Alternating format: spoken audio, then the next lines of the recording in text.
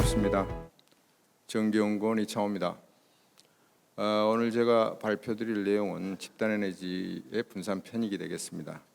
사실 이 내용은 그동안 수년 동안 여러 차례 발표된 적이 있는데요. 오늘 하는 내용은 이제 최근에 다시 여러 가지 데이터들을 좀 업데이트하고 또 방법론도 새롭게 해서 제시하는 겁니다. 간단하게 정책과 수급 상황을 살펴보고요. 편익 산정한 후에 마지막으로 이걸 어떻게 활용할 건가 나눠서 말씀드리겠습니다. 분산전원 목표는 다 아시다시피 최근 한 10여 년 동안 꾸준히 제시되고 확대되어 왔습니다. 그래서 최근 보더라도 애기본에서 2040년에 30%를 제한했고요. 또 여기 안에 집단에너지가 다 중요한 그 수단으로 들어가 있습니다. 8차 수급 계획에서도 한 20%로 정했고 또 9차가 진행 중인데 아마 더 높아질 걸로 보고 있습니다. 최근에 그 발표된 8차 계획에서는 이제 지금 18.7% 아까 말씀드렸고 다만 여기에 이제 집단에너지 열병합을 따로 분리하지 않았습니다. 7차 때는 5.8%였었는데 이걸 이제 에너지 원으로 묶어놔 가지고 사실 집단에너지 양이 조금 드러나지 않는데요. 9차 때는 어떻게 할지 모르겠습니다. 여기 이제 9차 계획을 얼마 전에 발표한 내용에 보면은 여기에도 이제 그 전원별로 나와 있는데 집단에너지는 분리돼 있지 않지만은 분산 전원이 크게 확대될 계획이라 이렇게 나와 있습니다. 그래서 이제 그러면 수급에서 분산 전원이라는 토픽에서 봤을 때 집단 에너지가 어떤 역할을 할 수 있느냐 이게 굉장히 중요한 부분인데요. 결국 수요지에 전원이 있음으로 인해서 분산 전원이 되고 그 분산 전원이 무언가 가치를 만들어낸다라는 관점에서 봤을 때 우리나라는 수도권 지역이 굉장히 수요가 밀집되어 있습니다. 그리고 전력의 경우에도 에너지의 약 40% 정도를 사용하고 있습니다. 실제로 수도권의 집단에너지 발전량이 수도권 전체 발전량의 한 20% 정도를 차지하고 있습니다. 이 얘기는 그동안 꾸준히 집단에너지 보급이 증가해왔다 이걸 알 수 있습니다. 만약에 이 수도권의 발전량이 집단에너지를 제외하면 오히려 감소됐다. 24%, 20%로 따라서 집단에너지 역할이 상당히 커지고 있다. 이런 것들을 짐작할 수 있습니다. 발전량 비중을 최근 한 10년, 13년 동안 18배 늘었고요. 또 2019년에는 한 8%로 크게 증가한 바 있습니다. 집단에너지가 수도권에서 차지하는 비중은 수도권 전체 발전량 중에서 약 60% 정도 되니까 수도권에 있어서의 집단에너지 역할은 굉장히 크다. 이거는 단적으로 분산 전원으로서 역할을 하고 있다. 이렇게 외피상으로 봐도 나타나고 있습니다. 그래프에 보이는 증가율이나 비중은 참조를 하시면 되겠습니다. 분산 편익이 되겠는데요. 분산 자원은 그동안 여러 가지 논의가 있었습니다만 대체로 분산 편익이 발생한다는데 합의가 있는 것 같습니다. 다만 이러한 편익들을 어디까지 산정할 건가 그리고 그게 얼마만큼 될 건가 거기에 대해서는 여러 가지 분석과 검토를 토대로 조금씩 달라질 수 있다고 봅니다. 발전 설비 회피도 있을 수 있고요. 또 송전 설비 회피가 상당히 큽니다. 또 배전 설비 회피도 이루어질 수 있고 에너지 절감도 당연히 효율이 높으면 발생할 거고요. 또 개통 손실이랄지 변동성 대응이랄지 엔실러리 서비스 제공이랄지 최근에는 이러한 변동성 대응하는 어떤 자원으로서 역할도 강조되고 있습니다. 따라서 이 개통 편익도 최근에 큰 주제가 되고 있는데요. 예를 들면 ESS랄지 또는 ESS하고 연계되는 신재생 자원이랄지 또 여기에 분산 전원까지 같이 연계됐을 때 어떠한 편익들이 발생할 수 있는지 한번 체크를 해본 겁니다. 용량에도 기여할 수 있고요. 또 분산 편익도 발생할 수 있고 또 변동성에 대응하는 부분도 발생할 수 있다. 이렇게 판단하고 있습니다. 따라서 이걸 어떻게 반영할 건가? 물론 그 시장이 잘 발달되어 있는 데서는 입지의 차이랄지 또는 계통의 기여도를 시장에 의해서 전부 다 해결할 걸로 봅니다. 그래서 이런 데는 전력 시장에서 충분히 반영이 되는데요. 우리 시장에는 그런 게 아직 안 돼 있기 때문에 만약에 그런 거를 제대로 반영한다면은 분산 계수 같은 걸 만들어서 그 부분들을 메꿔줘야 될 걸로 보고요. 그게 되기 어렵다면 현실적으로 정책적인 방안으로 RAC에 뭐 가중치를 준다거나 아니면 별도의 그런 미보상 편익을 보상하는 쪽으로 가야 될 걸로 봅니다. 뭐 일례로 미국 같은 경우는 뭐 ISO RTO가 뭐 7개 지역으로 있는데 여기 나와 있는 바와 같이 한 5개 지역에서는 이렇게 전부 노달 프라이싱 또는 LMP로 해서 이런 입지적인 차이를 반영해서 가격이 다 다르게 지역별로 노드별로 설정되기 때문에 그러한 분산에 따른 그런 편익들이 자연스럽게 시장 가격에 포함돼서 실시간 또는 뭐 하루 전 시장에서 다 차별적으로 발생하는 걸로 알고 있습니다. 자, 그래서 이걸 우리 이제 수도권의 그 대표적인 분산 전원의 그 해당 지역으로 볼 수 있는 수도권에서 어떤 형태로 지금 발전 설비가 이루어지고 있는가 살펴보면은요, 수도권의 발전 설비들도 꾸준히 늘고 있지만 아직 수요에 대응할 만큼 충분하지가 못합니다. 그래서 이런 데이터들을 가지고 저희들이 수도권의 발전 설비 비중이 대체적으로 14 내지 23%로 조금씩 늘어나고는 있지만은 아직 상당히 부족하다. 그러면 결국은 외부에서 발전 설비의 발전량을 가지고 올 수밖에 없는 그런 현상이 지금도 지속되고 앞으로도 상당 기간 지속될 걸로 생각을 합니다. 송전 투자비를 그래서 이제 만약에 수도권에 설비가 많아지면은 결국은 수도권으로 전력을 융통하고 송전하는 그 투자비를 줄일 수 있다.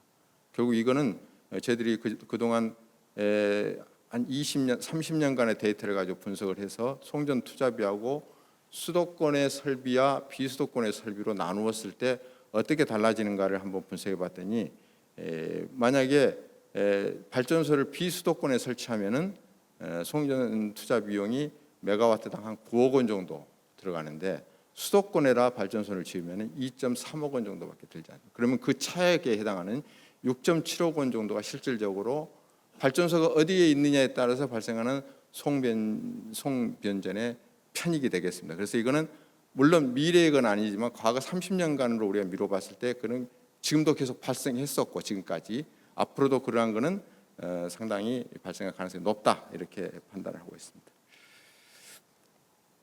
또한 뭐 그걸 설비의 용량으로 봤을 때도 뭐 투잡이나 유사한 결과가 나옵니다. 그러니까 수도권의 설비하고 비수도권의 발전 설비를 놓고 송전망의 그 물리적인 거리가 어떻게 달라지는가 이거는 아까는 송변전에 들어가는 돈으로 계산을 해봤고 이번에는 송변전에 들어가는 물리적인 물량으로 봤을 때도 여전히 똑같은 유사한 결과가 나왔다. 즉 비수도권에 하면은 굉장히 많이 송변전 설비가 많이 늘어났고 수도권에 하면 줄어들었다. 그래서 그 차이로 해보면 대략 또 아까와 같이 그런 값은 약간 다르지만은 그런 현상을 발견할 수 있었다. 이게 이제 저희들이 근본 분산 편익 산정에서 착안한 하나의 또 방법론이 되겠습니다. 지금까지 뭐 많은 연구들이 있었습니다. 저희 정기연구원에서도 뭐 수차례 했었고요. 또 학교랄지 대학이랄지 또 다른 연구소에서도 했었는데 대체로 다 송전 설비의 송전 편익이 발생한다. 한 10원 정도 수준으로 뭐 제시가 되어 있는 것 같습니다. 뭐 이 밖에도 손실 감소랄지 뭐 혼잡이랄지 이런 것들도 계산된 데가 있습니다. 그래서 저희들은 여기에 한 세 가지 방법, 뭐 정확하게는 더 많을 수 있는데 여기서 말씀드리고자 하는 한 세 가지만 소개를 드리겠습니다.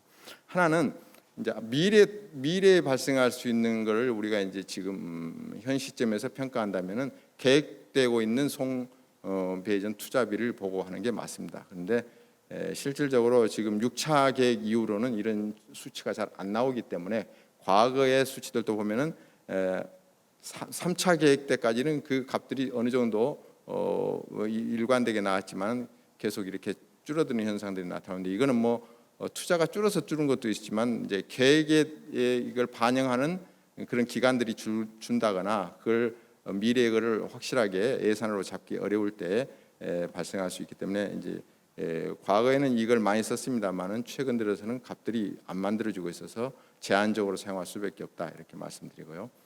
대신 이걸 이제 그런 투자 비용 대신 확실한 거는 실적 데이터가 있습니다. 이거는 거의 한 30년간의 데이터가 있기 때문에 과거에 송배전 투자비의 트렌드 그 값들하고 부하의 어떤 변화된 값들, 그러니까 또는 뭐 발전소의 값들, 이런 것들을 가지고 비교를 해보면은 결국 증분 비용이라는 개념에 의해서 부하 한 단위가 늘어났을 때 또는 발전량 한 단위가 늘어났을 때 송배전 투자가 얼마만큼 늘어났는가, 이거를 알 수 있습니다. 그래서 이 데이터를 가지고 저희들이 분석을 해서 두 번째 투자 실적 지표로 사용했고, 또 하나 방법은 아예 이제 회피 비용이라는 그 개념에 굉장히 충실한 이제 접근 방법인데요.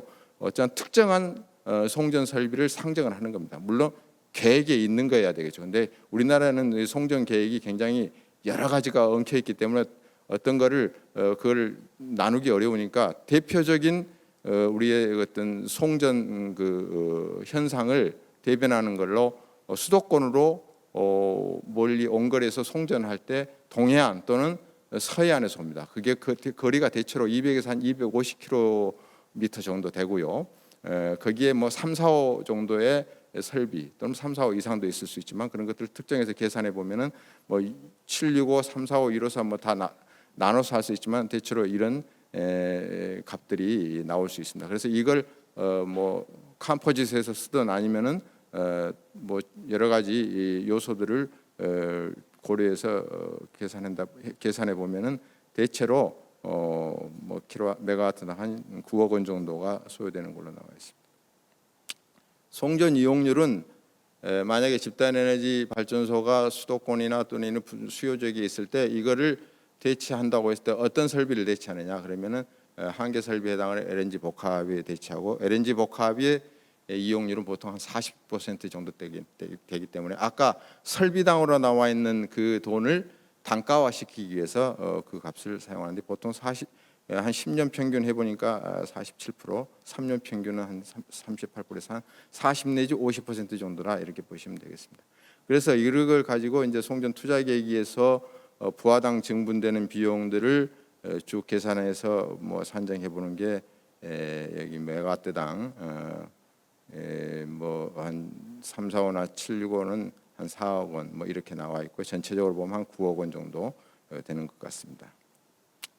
정리를 하면은요, 회피비용 방법은 지금 여기 한 5개 정도 제가 제시를 했는데, 수도권의 발전소를 기준으로 할 건가, 또 발전 증가를 기준으로 할 건가, 부하 증가를 기준으로 할 건가, 회피 선로를 기준으로 할 건가, 특정 선로로 수급 계획을 기준으로 할 건가, 전부 조금씩 다릅니다만은 계산해 본 결과 그 회피 비용의 차이는 생각보다 크지 않은 것 같습니다. 그래서 대체로 6억에서 7억 정도로 나왔고, 여기서 제가 추천하고 싶은 방법은 제 1, 3, 4 방법인데 대체로 비슷한 값에 수렴하고 있는 것 같습니다. 배전 설비 회피 비용은 두 개 방식인데, 하나는 발전 양으로 할 건가 아니면 부하로 할 건가인데, 이것도 뭐 7억에서 8억 정도로 나와서 어느 정도 그 값들이 어떤 정해진 범위에서 움직이고 있다, 이렇게 볼 수 있습니다.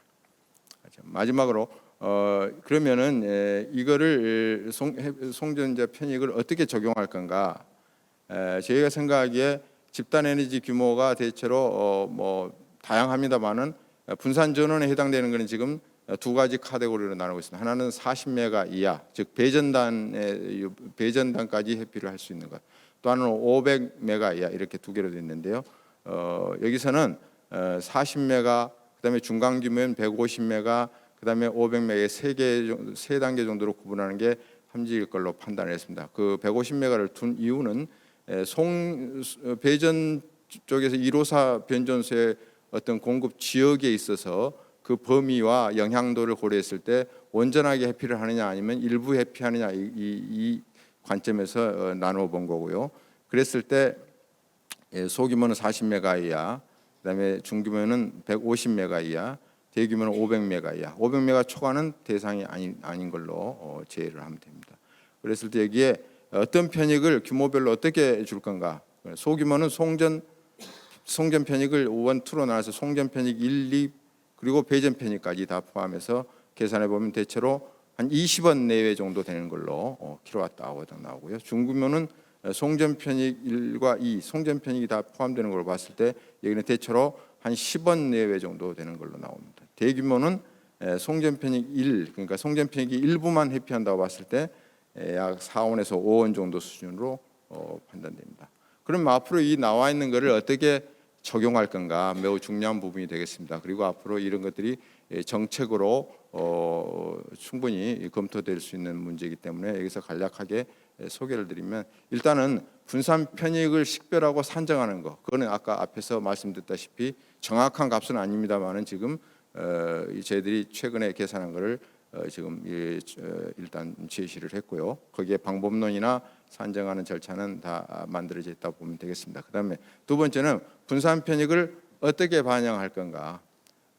예를 들면 뭐 송전 편익, 배전 편익, 변동성 편익, 환경 편익, 굉장히 많은 편익들이 있는데 이것들을 어떤 분산 자원에 어디까지 반영할 건가 이게 있고요.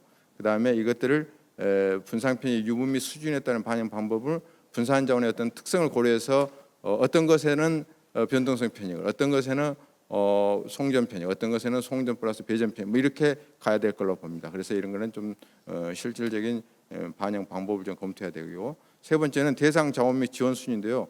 분산 자원에 대한 지원 제도나 방식 이런 것들이 법제화랄지 또는 정책에 의해서 만들어져야 될 걸로 봅니다. 그리고 여기에 대해서 분산 편익을 실제로 지원할 수 있도록 연도별의 지원 규모랄지 또 재원의 조달 방식 이런 것도 이제는 준비가 돼야 될 걸로 봅니다. 그리고 분산 자원 중에 지원 대상이 된 자원에 대해서는 기술적인 기준, 또 규모, 위치, 설치 시점 이런 것들을 고려해서 정해지면 될 걸로 봅니다. 앞으로 제도를 적용하고 정책적으로 적용하는 방안은 분산 편익의 산정 기준 및 절차를 표준화해서 전력 시스템 기호들을 반영한 순 편익을 기준으로 해줘야 될 걸로 보고요.